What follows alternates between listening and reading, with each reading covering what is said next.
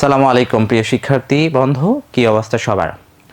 বাংলা বানানের ধারাবাহিকতায় আজকে তোমাদের সাথে আলোচনা করব বানান পর্ব 14। এই পর্ব 14তে কি থাকছে খুব সংক্ষেপে একটু জানার চেষ্টা করি।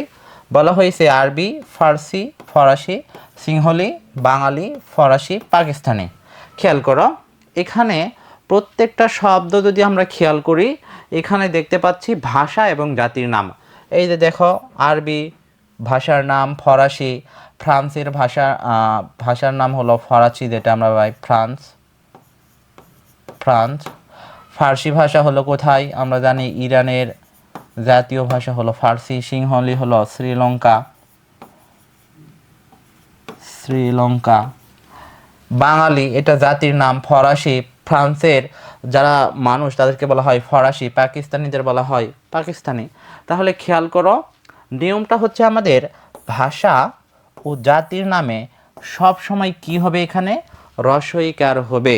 কখনোই আমরা কি ব্যবহার করব না, দীর্ঘইকার ব্যবহার করব না। সবসময় কি ব্যবহার করব, রস্বইকার ব্যবহার করব। যেমন আমি যদি বলি হিন্দি, যদি বলি পর্তুগিজ,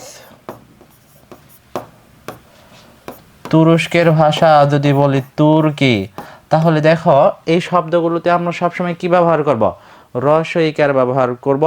কখনোই কি ব্যবহার করব না, দীর্ঘইকার ব্যবহার করব না।